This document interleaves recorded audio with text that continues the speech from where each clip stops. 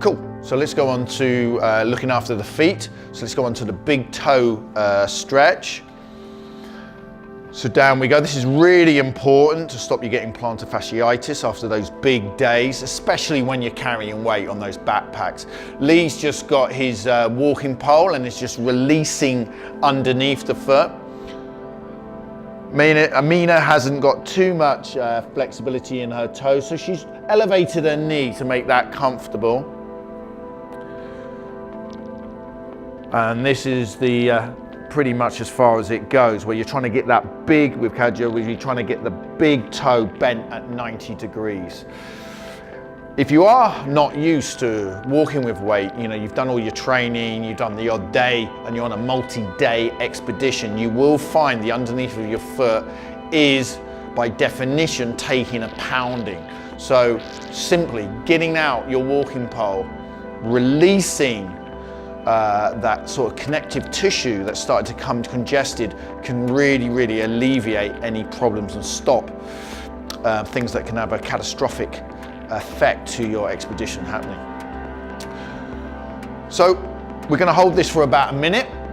I wisely forgot to put my watch on for this one, so I'm doing a mental minute, but you just stay in there and we'll be fine. Okay?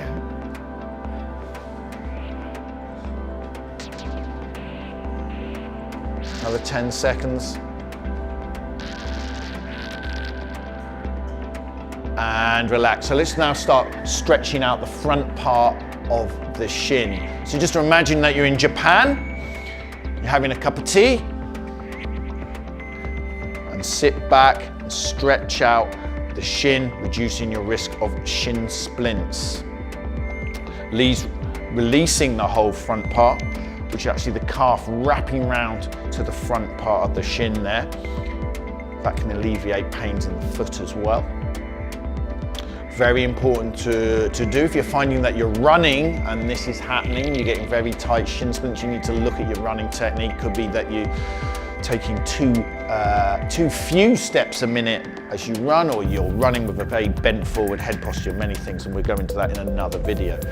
So releasing the shin in this sequence. Breathe. Another 20 seconds.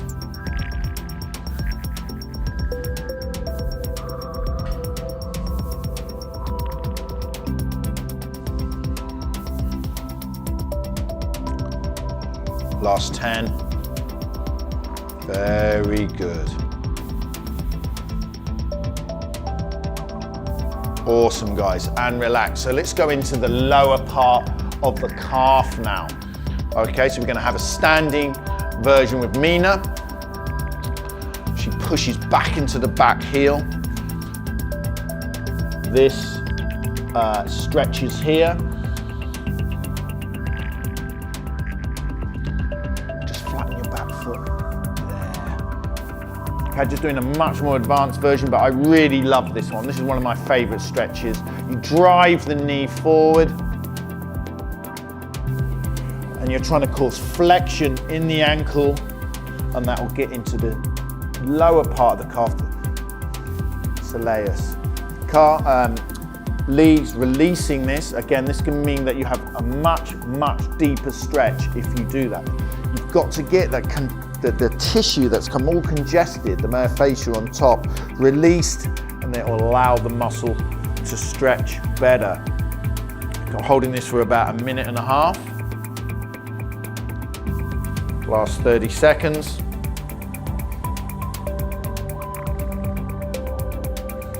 Breathe.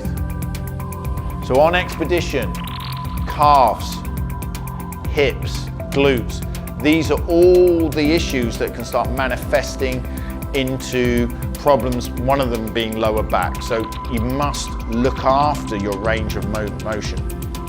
Last 10 seconds. And change, please, team.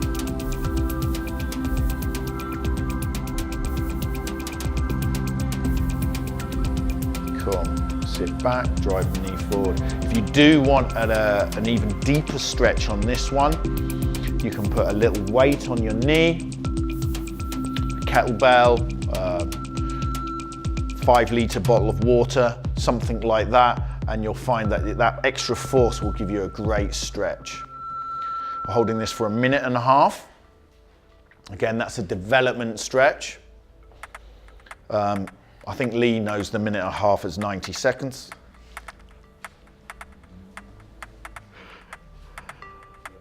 He learned something today. Cool. Hold it there.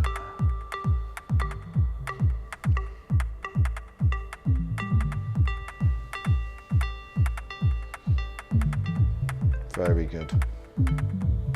Last 30.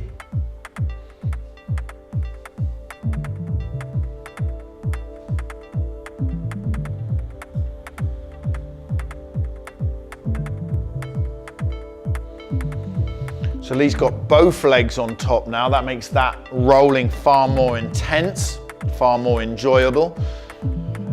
You may find that you start pulling some strange faces on that. That's normal. And I highly recommend those spiky foam rollers. Time. Very, very good. Okay. Now we're going to go into the entire calf stretch. So Mina's going to go into pushing her back heel back. You can imagine you're just pushing off a tree. You're going to turn this heel out just slightly to get a better stretch. Okay, just doing the classic where you get the foot at an angle, then you drive your hip forward. And Lee's now going to release his calf with a small ball. If you're on expedition, you can take a walking stick or an axe. And another way to release your calves is just to apply pressure. Oh, definitely need that. Working from the top all the way down. So you don't need to carry specialized equipment, especially if you're doing winter stuff, you've got crampons on, you've got snowshoes, it can become a bit more of an issue. You've got an extra minute to go. Okay, with this one, if you feel that the stretch is not as intense as you would like, you can move back, set the foot at an even steeper angle, and then come forward again, and you'll find the intensity goes up. 45 seconds. Good work, team. Here's Lee's doing another example of a calf, myofascial calf release with the walking stick. And I've used these on expedition with people who felt that they couldn't go on. And then we've released their calves, stretched them out, and then the next day, bang, they're back in the game. So looking after yourself and knowing this in your toolbox really can help you on the expedition.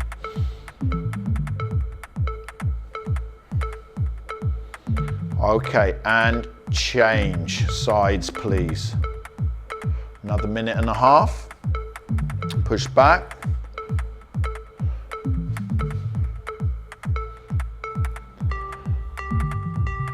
If you've increased your workout routines drastically, then just turn that heel out a bit. Cool. Then you may find that this is starting to get tight. You've got a lot more uphill going on. I train in London. We've got a tiny little hill called Primrose Hill.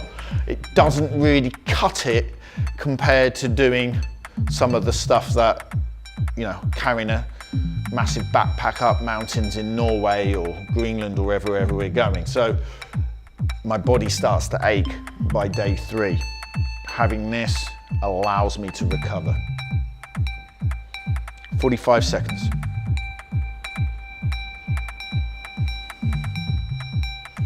When people say train smart, this is the sort of stuff that they're talking about incorporating into your training.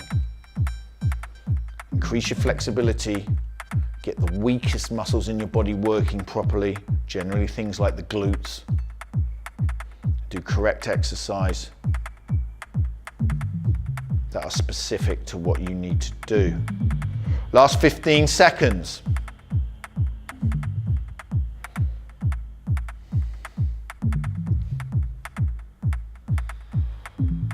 Last 5,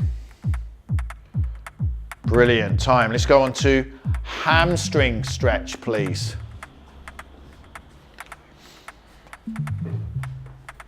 So we're going to have a standing, a seated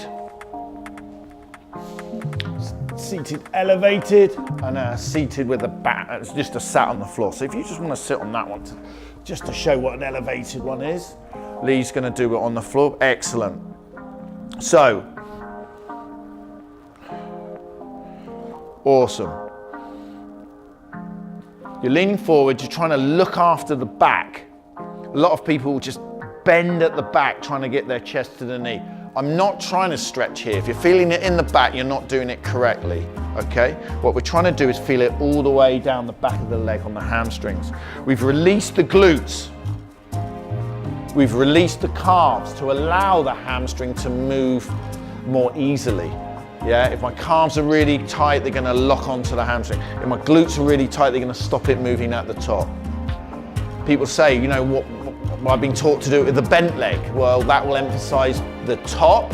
We're trying to keep this routine to about 35 minutes. If you do want to just focus on the top of your hamstring, you bend the legs at the knee slightly and you will get emphasis there, which is Lee's doing there, okay? But if you're just following along, have a straight leg, the important thing is that you can relax. Because if you're tense, it's not going to happen. 30 seconds.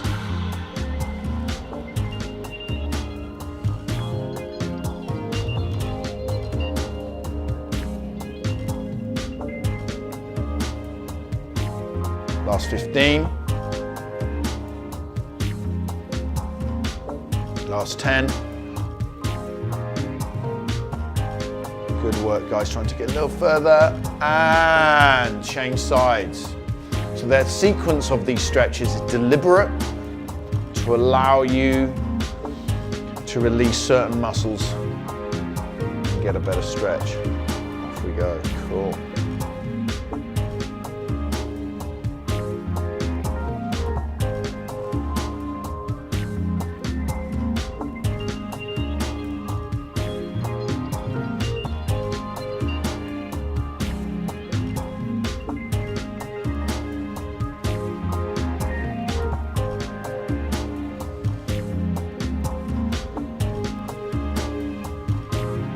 And this set of stretches should do you wherever you are. I've used them in a tent, in a storm.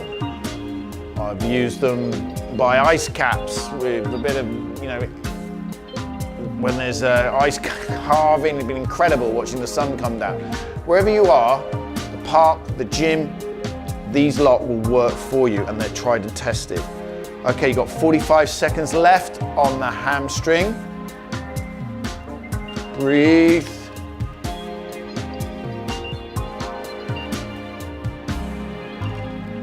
30 seconds.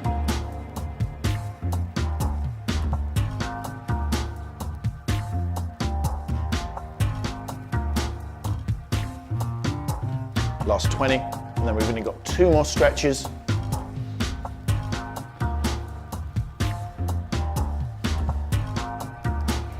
Last 10.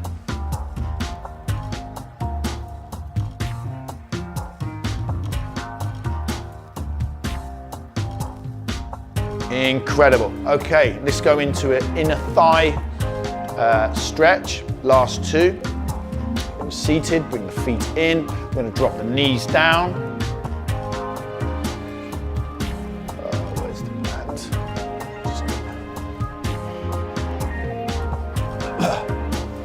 Cool. Set the timer. So we're going to just take that lunge back.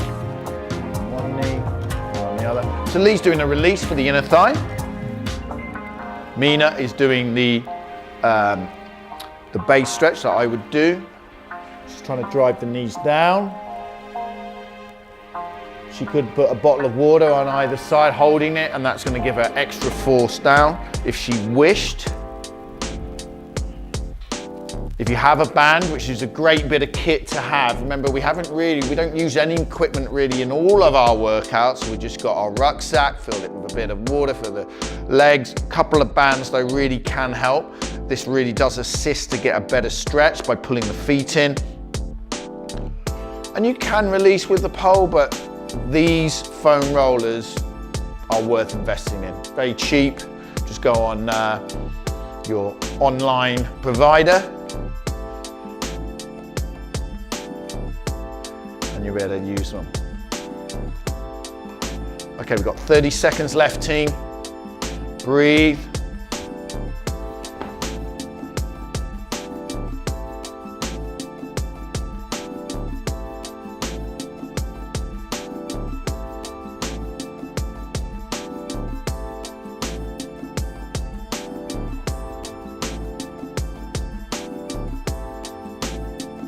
Last 5. Time, well done. Okay, last one. Right through the inner thigh, which is called a pancake.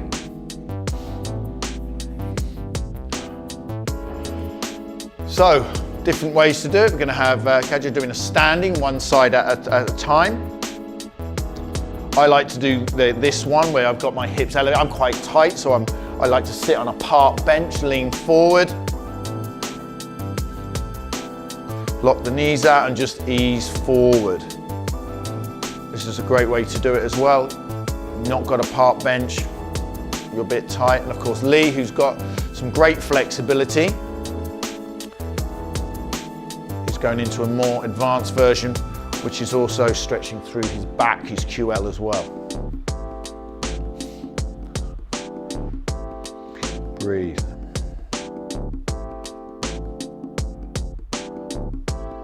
You know, some people don't want to get on the floor on a wet day in the park. Me, I never mind, I just jump down. But I understand that, so go for the standing version.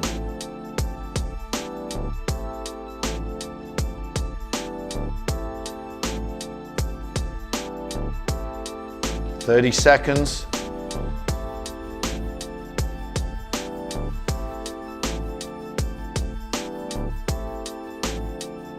Last 20. If you are doing the standing version, you may want to add some time because obviously you want to get an extra time on each leg. Last 10. 5, 4, 3, 2, 1. Cool, thanks guys. Everyone's going to stand up. Thanks for watching. I hope you find it useful. And of course, other issues are addressed on our other Turn Wild films. Take care.